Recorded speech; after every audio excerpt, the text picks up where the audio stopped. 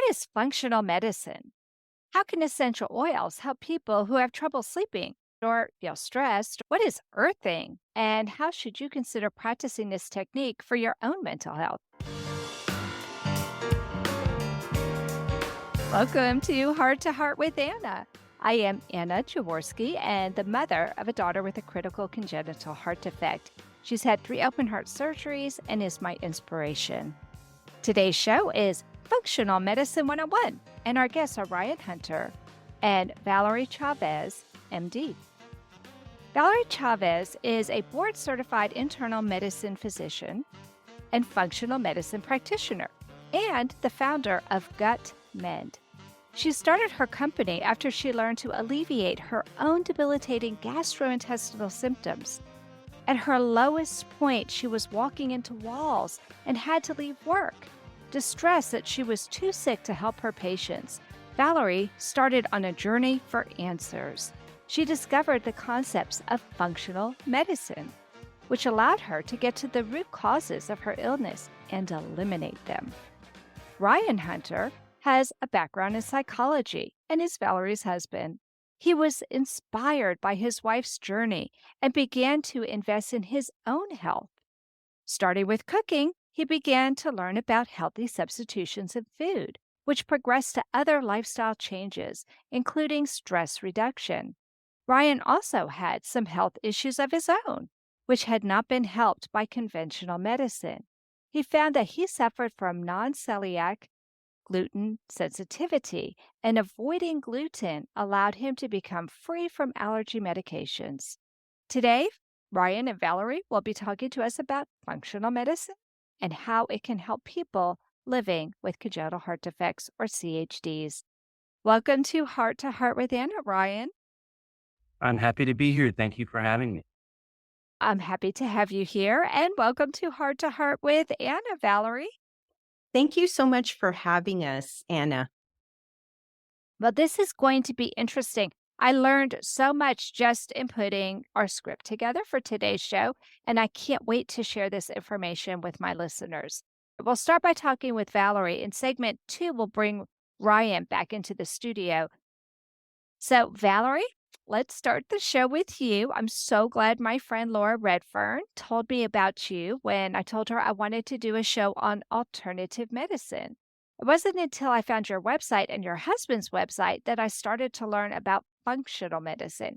Can you tell my listeners what functional medicine is and how it differs from traditional Western medicine? Absolutely.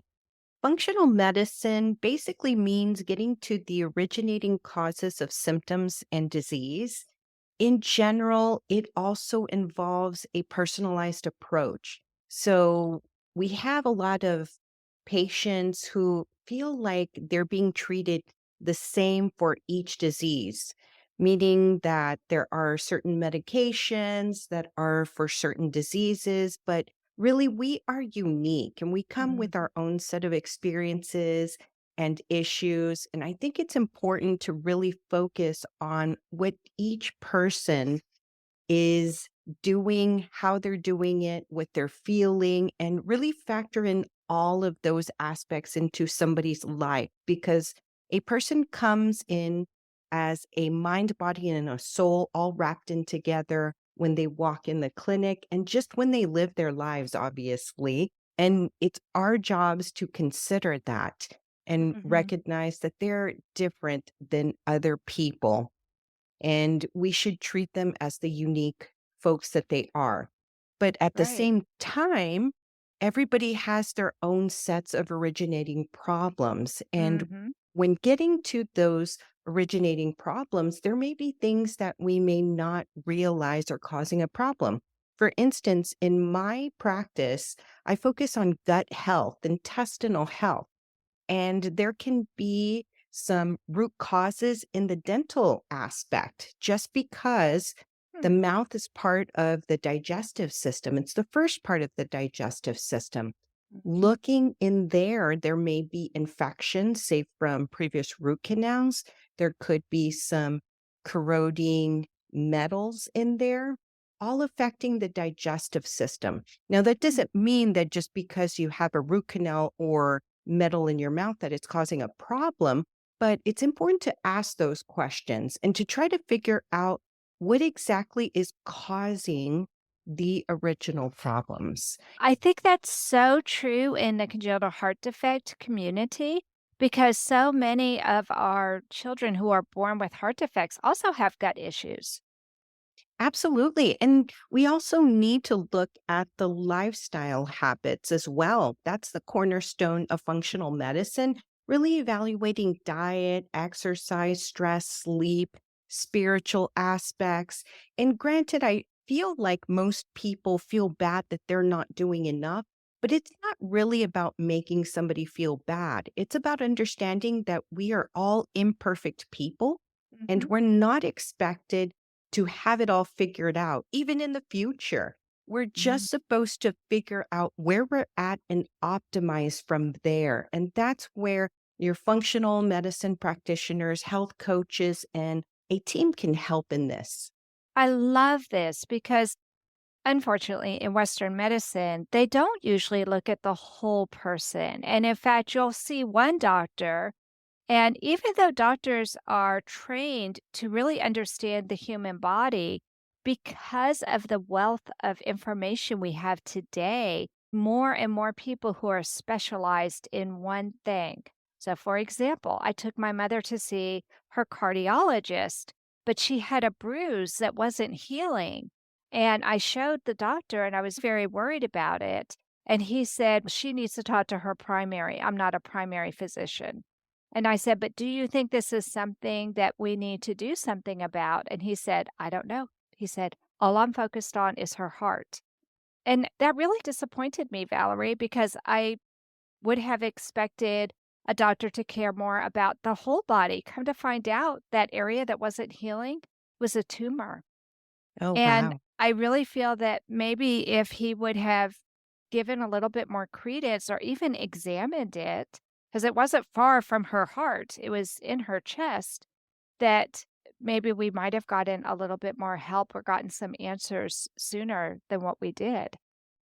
Yeah, I think you're talking about what we have as segmental medicine, meaning that we're made up of a bunch of parts when really all of those parts work together.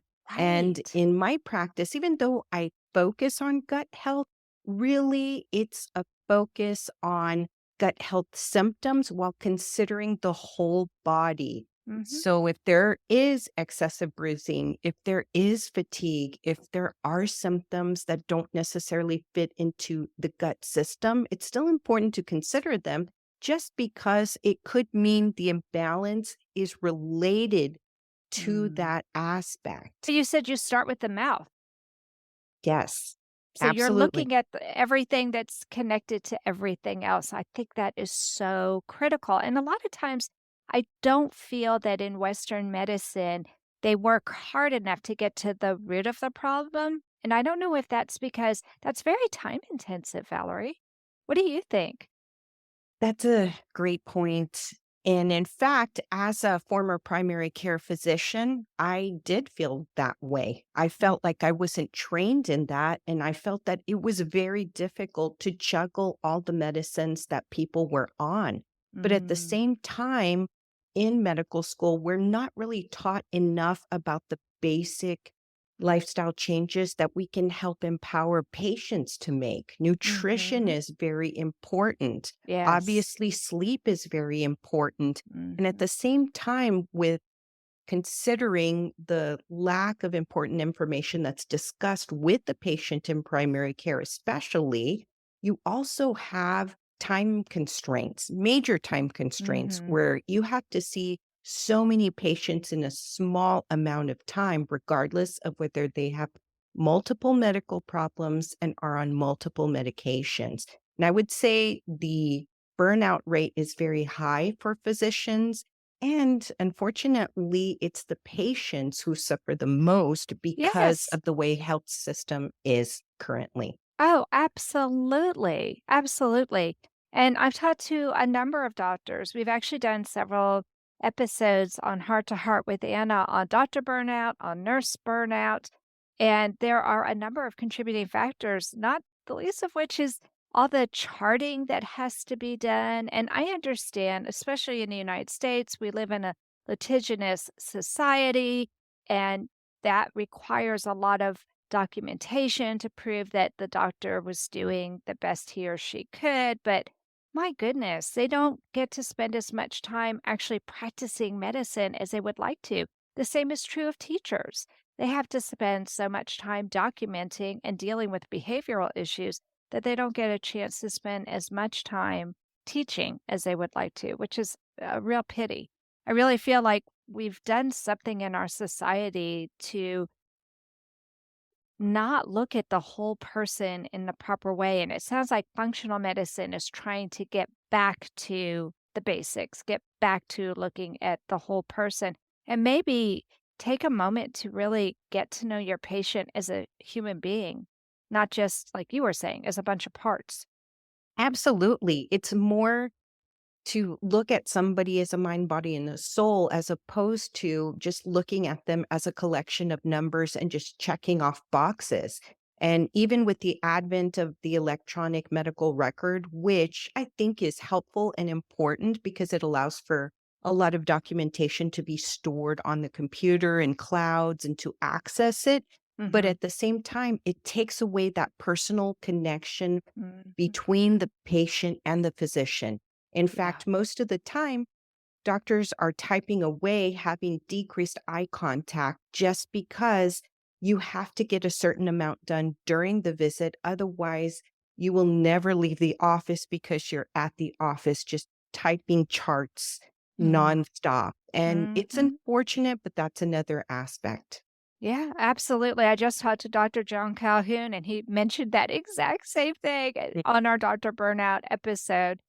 Let's talk more about gut health because this is something that is so important in the CHD community. And if you look on the extreme end, we actually have people who have a very serious condition called protein losing enteropathy. And I've actually done a couple of shows on that very serious, potentially life threatening condition. Can you talk to us about our guts and what we can do in the CHD community to promote good gut health? In regard to gut health, what I like to share is that there's still a lot that patients can do themselves. The first thing I would say is really important is focusing on mindful eating. Now, mindful eating means really paying attention to what you're eating and the state that you're in. For instance, most people will eat around the TV or with their cell phone next to them, and those are distractions that distract you away from the eating process. And that can actually also unsettle you, meaning that if you watch something stressful, say the news Mm, or something inflammatory, then your body is not going to digest as well because it mm, digests when it's in the relaxed state. And that part is really important. In general, eliminating distractions can be very helpful. Maybe focusing on gratitude, where your food came from mm, and who prepared it, for instance. Working on deep breaths before you take that first bite to let the digestive system know that it's time to focus on food and digest.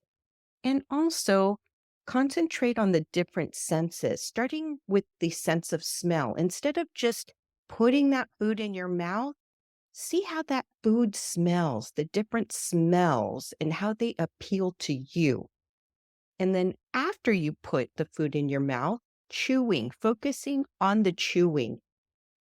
A lot of people can chew and not really chew enough before they swallow it. So, focusing on the chewing will help to allow your brain to understand that we need to chew this food. It needs to be a certain size before it actually goes down. And hopefully that will help with, say, choking, but even mhm. just digestion, because your teeth help to break down that food so that your stomach does not have to work as hard.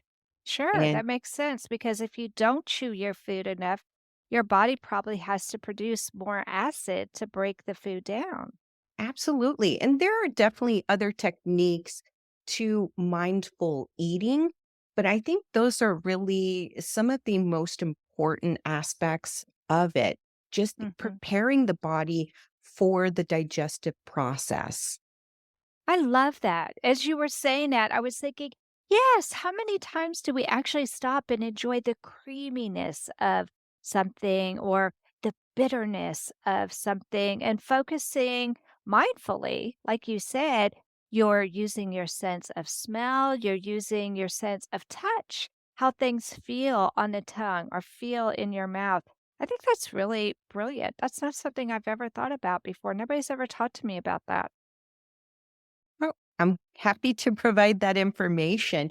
And again, it's just something that patients can do. You don't have to wait for somebody to really guide you through this process. You just have to realize that it is another important feature of eating.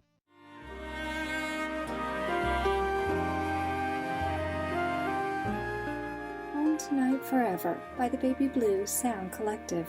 I think what I love so much about this CD is that some of the songs were inspired by the patients. Many listeners will understand many of the different songs and what they've been inspired by. Our new album will be available on iTunes, Amazon.com, Spotify. I love the fact that the proceeds from this CD are actually going to help those with congenital heart defects. Enjoy the music.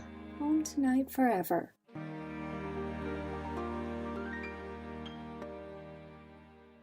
This content is not intended to be a substitute for professional medical advice, diagnosis, or treatment. The opinions expressed in the podcast are not those of Hearts Unite the Globe, but of the hosts and guests, and are intended to spark discussion about issues pertaining to congenital heart disease or bereavement. You are listening to Heart with Anna. If you have a question or comment that you would like addressed on our show, please send an email to Anna Jaworski at anna@hearttoheartwithanna.com. That's Anna@hearttoheartwithanna.com. Now, back to Heart with Anna. I am very blessed that I actually had a chance, friends, to meet Valerie and Ryan in person. I don't always have the good fortune to meet my guests in person, but Valerie and Ryan kindly opened their home to me and a couple of friends. And so I feel like we're old friends now, Ryan. Yes, I agree. It is wonderful when we get to see people face to face these days in real life. And the best part was that Valerie and Ryan invited me and a couple of friends over to their house to learn about essential oils. And now we get to share that with my listeners. So let's talk about essential oils. Ryan, what are essential oils and why they could be important to us?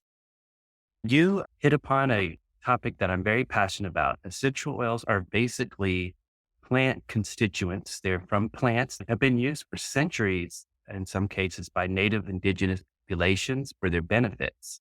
So, what is an essential oil? Essentially, it's a plant product, plant chemical compound that benefits us, luckily, and it's created through usually a distillation process, a way of extracting the beneficial compounds. So these plant products, as I mentioned, are very beneficial for many types of different reasons that we will be discussing today. Okay, so you said that it's been used by indigenous people. Does that mean that you can extract these oils in a very natural way? You don't have to do it in a factory? Correct in the sense that we eat them. For example, when Hmm. we eat plants, we actually ingest some of the essential oils. When what I mean by distillation or extraction is more of a concentrated version. Hmm. So that is a much more potent chemical compound when we use the extraction process, but that has benefits as well that we can appreciate.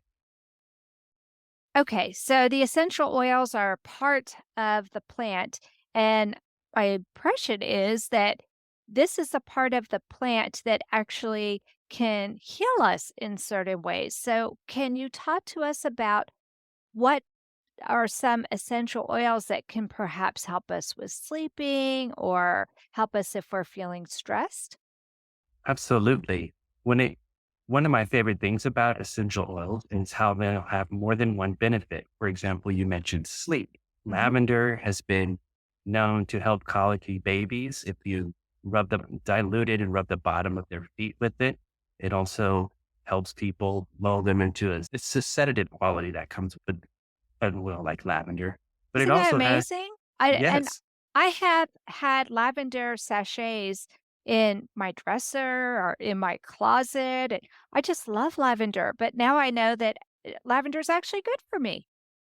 yes, it has what I like to call beneficial side effects. Imagine there's something like that where you can use an oil like lavender to help you lull yourself in a sedative into sleep state. But also, if you have a skin irritation from a bug bite, you can rub it on there and it really helps alleviate that inflammation. So I love so many of these different oils help us that way. As far as how do they help us, the cellular level is where these oils really come into play. The plant itself, for example, I like to use melaleuca, known as tea tree oil. Hmm. It's been used by Aborigines in Australia forever. It Hmm. grows in a very moist and hot, humid environment, which is a hotbed for the microbes. And so it has to have a natural immune system that can fight off many bacteria and fungi. So Hmm. that same immune system that benefits the plant also benefits on us humans on the cellular level. Chemically speaking, plants are carbon based, just like people. That makes sense. That makes a lot Yeah. of sense. Okay, so in the congenital heart defect community, we have a number of issues with sleep, especially for babies who have been in the NICU for days on end or have been in the ICU, or our children. They get ICU psychosis. Even adults get this ICU psychosis. How could we use essential oils to help people get back into that normal circadian rhythm? Wonderful question. Absolutely. So when you inhale, we're all maybe familiar with this term known as aromatherapy. Hmm. So to me, it's smell therapy. So when you inhale some of these different plants, the aromas that are coming from these powerful plants, it goes through our nasal passage right into the part of our brain that helps with emotions and the limbic system. And it causes a relaxation response. The relaxation response through aromatherapy can be induced by certain oils like lavender, Roman chamomile, or neroli, for example. When you smell, inhale these compounds, it helps our nervous system relax. And it's a great benefit for something like a psychosis.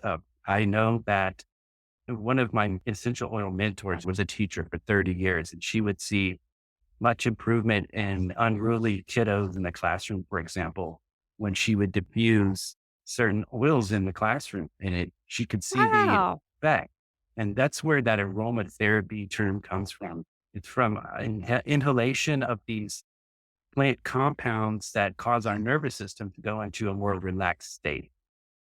And friends, let me tell you, I walked into Valerie and Ryan's house and immediately felt this sense of calm wash over me. And I think it's because they had some lovely infusers with different fragrances that were totally making you feel welcome in so many different ways. And I think having that sense of smell be one of the first things that greets you, whether you're in a classroom, whether you're in your hospital room, or in your bedroom, it can be very beneficial. So, what scents would you recommend for that? We already talked about lavender and you talked about Roman Roman chamomile. chamomile. Yes, we think of chamomile as the calm tea, Hmm. but there's also a Roman chamomile that has been used, gosh, thousands, probably thousands of years. It's a nice little flower Hmm. that has a wonderful sedative quality. And as I mentioned, you also rub this on the bottoms of the feet. You can rub it on the babies. Skin sensitivity is something I would like to mention though. Some oils can be considered hot as meaning they can be irritating to the skin. And so Okay. it's always good practice to use a fractionated coconut oil, for example, or to dilute it with an oil before applying it. Mhm. And just to be safe in that regard, so you don't have a skin irritation. But yes, Roman chamomile, as we mentioned, lavender, the woods, there's cedar wood, maybe guaiac wood is another one where some of these wood essential oils seem to have a natural grounding and relaxing quality about them as well. So, Ryan, I want you to tell me a little bit about what you do with your business because this was really interesting to me, friends. When I went to Valerie and Ryan's house, he actually works with a company called doTERRA, and they help to prepare these essential oils so that you don't have to worry about doing all that mixing and diluting. Can you tell me a little bit more about your business and about how people can find you and learn more about these essential oils that you work with? Yes, thank you very much. I am a functional medicine health coach. And so my main business was functional coaching. In that regard, I work with people on lifestyle change in empowering themselves to help implement plans that, say, a functional medicine physician gives them. And Mhm. so part of that can be stress and working in some routine or building a stress routine that empowers the patient. And involved in that stress reduction can be something like an aromatherapy aspect. Mhm. So doTERRA, you did mention that is one company that I believe in because of their quality and their sourcing techniques, Mhm. that the essential oil world is pretty unregulated. And so there are a lot of suboptimal products out there. They may have the word fragrance on the bottle or be spiked with other things that are not pure oils. So I Mhm. always recommend folks to look into the company, where they're getting their product from, how do they source, how do they test.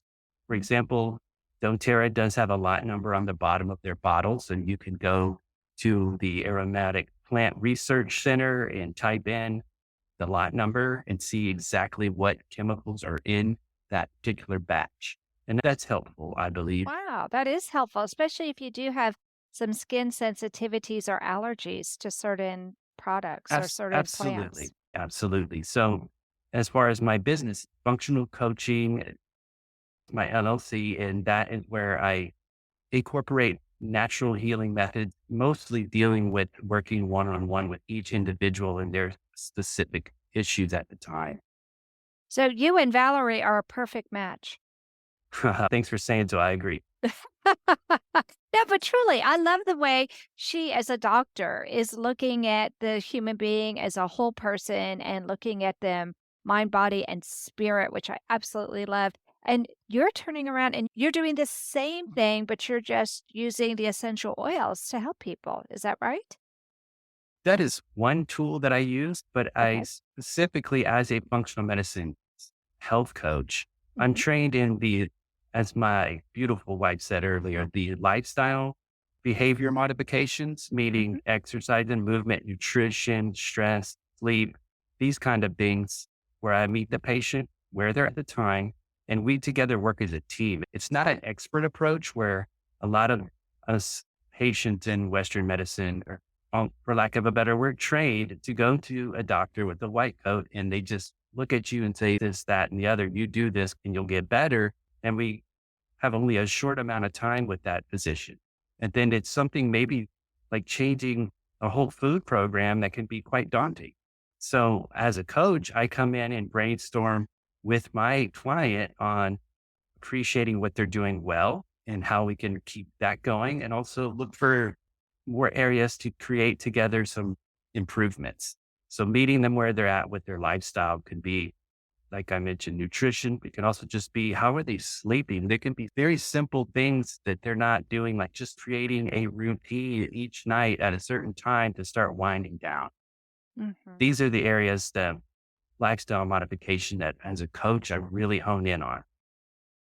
Yeah. When I had young babies, I had a very distinct bedtime routine with my children. So we would eat dinner and then we had bath time because you know what it's like with babies, friends. They get food everywhere. After bath time, I always did baby massage where I was putting lotion. Here we use that aromatherapy, right? Because you have lotions that have different fragrances and that human touch is so important. And after we did baby massage, a lot of times, because I live in Central Texas and the weather is so lovely, we would go out and look at the stars. And I would read a bedtime story that we had our night song, and then we were out. Every night they could anticipate that. But what happens, friends, when your kids are in the hospital? You can't. You don't have control over giving your baby a bath, doing a baby massage, or any of that normal routine that we have when we have young children. What could we do in a hospital, Ryan, to reduce the stress? Because I think the bath time, the massage time, the going out looking at the stars together and then coming in and reading a story, that's very soothing to the body. But when we're in the ICU, we don't have that ability. What could we do as a functional medicine practitioner to help our babies to relax and reduce their stress?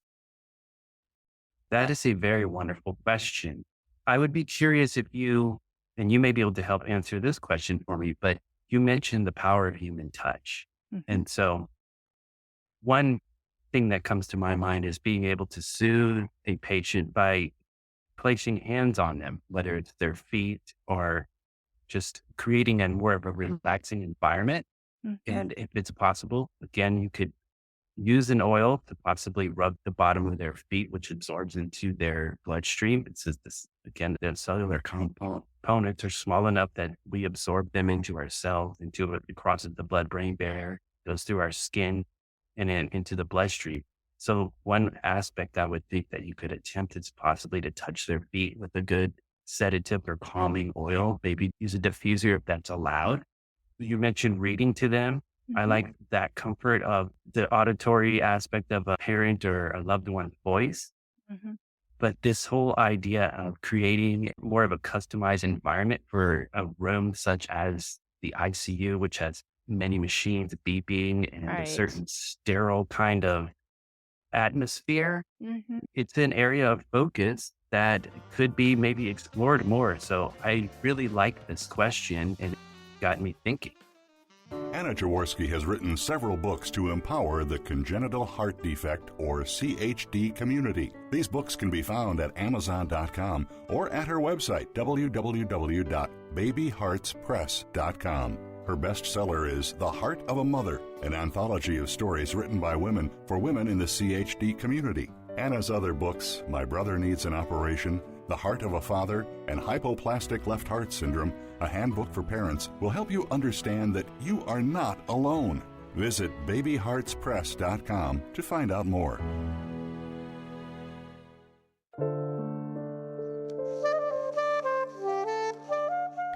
Heart to Heart with Anna is a presentation of Hearts Unite the Globe and is part of the Hug Podcast Network. Hearts Unite the Globe is a nonprofit organization devoted to providing resources to the congenital heart defect community to uplift, empower, and enrich the lives of our community members. If you would like access to free resources pertaining to the CHD community, please visit our website at www.congenitalheartdefects.com for information about CHD, the hospitals that treat children with CHD, summer camps for CHD survivors, and much, much more. Now, Ryan and Valerie are both in the studio with me, and let's talk about adults. We've been focusing on babies with most of my questions, but a lot of our adult CHD patients have heart failure and they need to take medicine, and many have issues with absorbing vitamins and minerals, particularly iron. So, what suggestions would you all have for increasing vitamin and mineral absorption in this population? And Valerie, I'll start with you for that one. Yes. So, my opinion, I think it can be very helpful to evaluate for pro inflammatory foods in the diet. Obviously, there are many people who have sensitivities and sometimes even allergies that other people don't have. But the one item that seems to affect everybody is sugar. Sugar is Yep. very inflammatory to the body. And I'm not saying Mhm. don't eat any sugar, although there are some sensitive people who should stay away from sugar in general. But what I can tell you is that sugar doesn't necessarily make your body feel well. It may give you a high, it may make you excited, but do you really feel well after consuming sugar? For most people, that's a no. But it Right. can be so addictive. It gets in the brain, Mhm. it causes cravings and withdrawals, and it can be hard to regulate the amount that you consume. Hmm. In general, sometimes you just need to decrease and watch out for the quality of the sugar that you're consuming, trying to stay away from high fructose corn syrup, really bleached and processed sugars, and even the artificial sugars may not be as good for you either. So, listening to the body, I think, is where you can really get more clues, especially if you think that you may have some kind of sensitivity to another item. In my practice, I do see a lot of sensitivities to foods, meaning that people react to proteins in foods. They may not have the allergy reaction like hives or difficulty breathing that some Mhm. of the obvious reactions involve, but it could just involve getting a runny nose, not feeling as well, having stomach upset, or really any adverse effect after eating specific foods. And some of the top ones that I usually see include gluten, which includes Mhm. wheat, barley, and rye, cow dairy, soy, and eggs. And if there's any question that maybe one of these items may be causing an adverse reaction to the body, an elimination diet can be considered. Mhm. I usually recommend one where you stay off of that item for 3 weeks and then you reintroduce it 3 times a day for 3 days. And usually it's during that reintroduction that people notice the most difference. If you get any symptoms, whether it is stomach upset or even weight changes, Hmm. maybe even increased blood sugars, then it might be a good idea to stay away from those specific foods. But in general, I think just an evaluation of the diet can give you a lot of clues, help you understand that if your gut is inflamed, then it's not going to absorb nutrients as well. And maybe it would be helpful to take out some of the inflammation from the diet. That's such a thoughtful response, Valerie. Yeah, it makes sense that if your gut is inflamed, it's not going to absorb food the proper way. I hadn't even really given that much consideration. And is it possible that this can change over time? And the reason I ask this is because for a while, I started having a real sensitivity to eggs, and I just completely cut eggs out of my diet, and I did so much better. But then over time, I've been reintroducing eggs slowly back into my diet, and now I don't have a problem with that. It's absolutely possible to be able to eat items that you had previous difficulty eating. And in general, my goal is to help heal up the gut in order to allow people to eat things that they miss. Ah. And you should be able to eat a variety of things. Now, your body will tell you if it can't handle it. The Mhm. question is, are you able to listen? Now, Yeah, we are very busy. We have a yeah. lot of things on our minds, and it's not always easy to focus on our body's reactions. And I think this is now a great time to really do that, to really try and see if your body is trying to communicate with you. But if you can heal things up, if you can rebalance things in the body, then yes, I think it's possible to eat those items again, except for maybe sugar. I think we Yeah, always yeah. need to kind of limit that. I think you're But right. My that's husband's diabetic, and so we have cut out white flour, white sugar, and I don't miss it at all. And in fact, if I have something that has a lot of white sugar, I don't feel good. yeah, unfortunately, that's very common. Oh, is it? Once you eliminate it, then introducing it back in, you just don't want it. That's good though, because it really reduces craving. Yes, it can reduce craving. And interestingly enough, what I've found is that gluten loves to encourage sugar cravings as well. Really? If somebody is sensitive and you can get them off of gluten, then you can also reduce their cravings to sugar, at least in some of the Huh. cases. It's fascinating to watch that. But gluten, as well as sugar, also encourage yeast overgrowth. So if somebody has an issue with yeast, it is important to reduce both of those items at the very Right. least.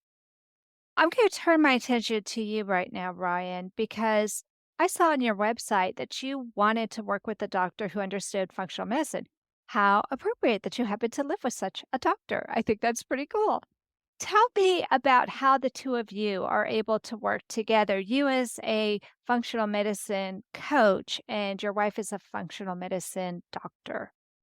Wonderful question. Yes. So, as I stated a little bit earlier, there'll be often a plan implemented for the patient, and we're trying to get to the main issues of what's going on with an individual. It's going to involve some empowerment on their part, meaning they're going to make a lifestyle change. And often that has to do with food, as we just spoke about. For Hmm. example, if someone say that they see Dr. Chavez and they now have to eliminate gluten in their diet, what does that look like moving forward? And as a cook myself and a person that loves to prepare foods and realize the benefits of their nutrients and minerals that we are lacking, it's important to take a look at that as a whole. For example, eat the rainbow is one of my favorite terms when it comes to mineral absorption, because we in America often eating what they call the standard American diet, also known as the SAD diet. And it's usually the white stuff you mentioned,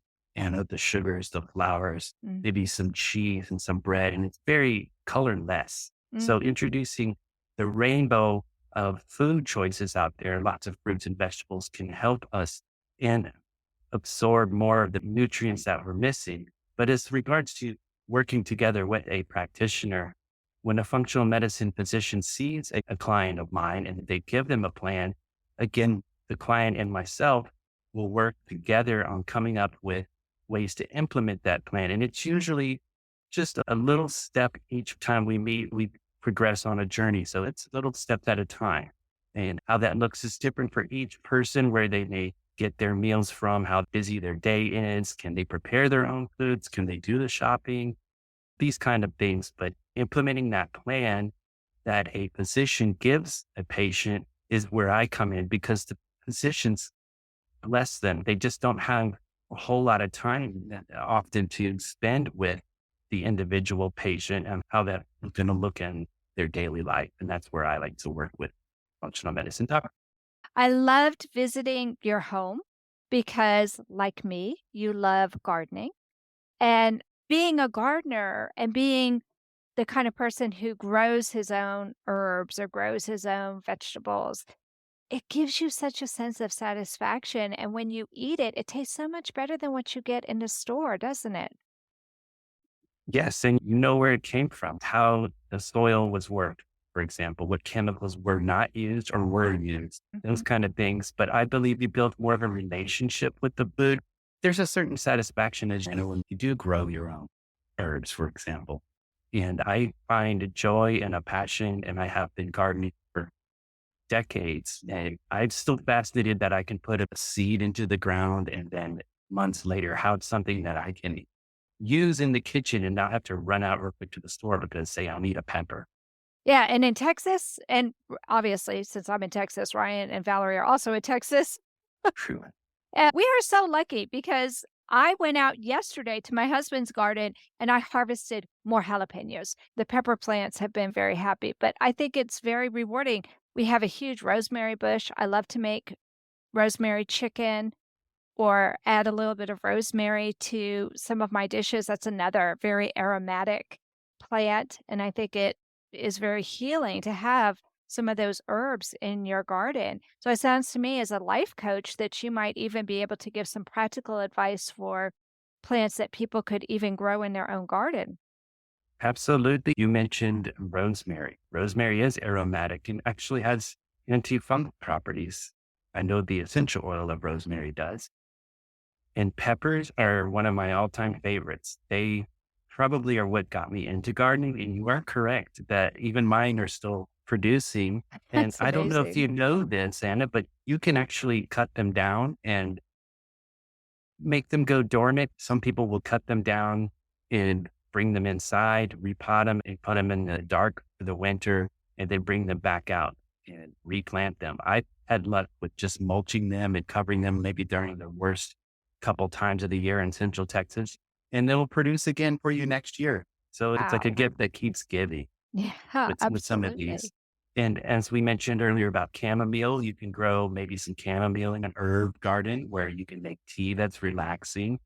Oregano is good for the gut, speaking of gut health. Uh-huh. So yes, I feel that there's a connection between the gardener and the herb and the vegetable that you get by cultivating that Hmm. into your diet that you just can't get when you just go buy something in a store in a package. And I think Yeah. there's a mental or maybe an emotional or a spiritual quality too that Hmm. keeps me going back year after year to the garden. The garden is another passion, Anna. I know You we could don't, do a whole show just on gardening yes, and the just benefits of gardening. and really, it's basics though. These are important things because you can get grounded working with the soil. You can be getting grounded from the earth's magnetic energy. You can get vitamin D from the sun. The soil has microbiomes that come out of the soil as you inhale. So yes, there's just so many health benefits to actually being a gardener, but you can still not be a gardener and reap the benefits of, say, eating your friend or your family member's garden. It's fresh. And he said it can even taste better because it's so fresh. Absolutely.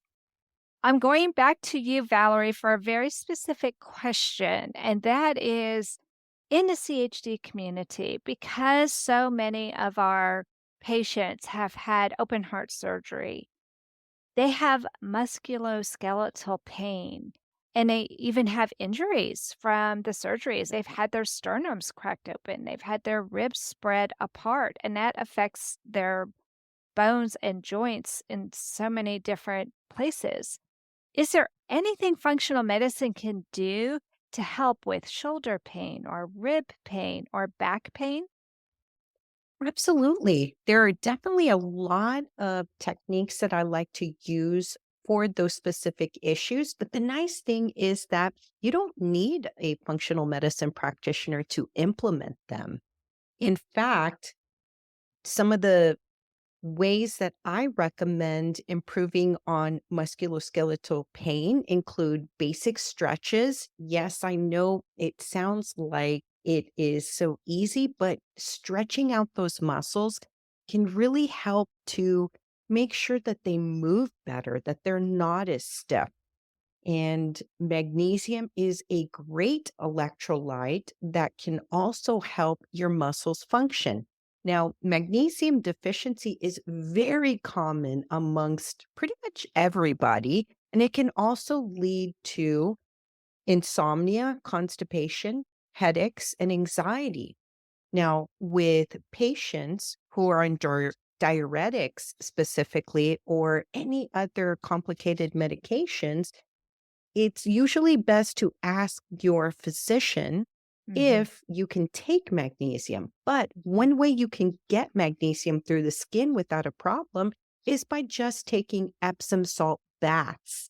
Salt is magnesium sulfate. And if you put in 2 cups of Epsom salt in a bath, you get the benefits of having the magnesium get through the skin, and it may help to take those aches and pains away. A Interesting. few additional items include topical or even just oral by mouth arnica. Arnica montana is something that is sold in a lot of different stores. Now, it's always good to make sure you have good quality arnica, and that is something that won't interfere with other medications usually. Just because with anybody on medications, at least more than one, you have to be careful with interactions and even with some of the Mhm. topical medications. Sure. So I would recommend the arnica, and even there is an essential oil called Deep Blue that doTERRA makes. It's a great combination of different oils, and just putting that topically on musculoskeletal pain can be very helpful. Now, I would say that when I was back in primary care, it was very difficult to treat this pain because with the typical medications that we have, especially the anti-inflammatories, they could do so much, but you also had to deal with adverse effects. For Right. instance, stomach irritation, Mm-hmm. sometimes swelling, Mm-hmm. kidney dysfunction. Yeah. And these are medications you can buy over the counter as well, but they may not be safe for everybody to use. And that's why Mm-hmm. I like to have people consider some of these items and just evaluate, okay, is this safe for me? Is this something I'm interested in? Something that resonates with me? And just have more tools in the toolbox if you so choose to use them. I love that.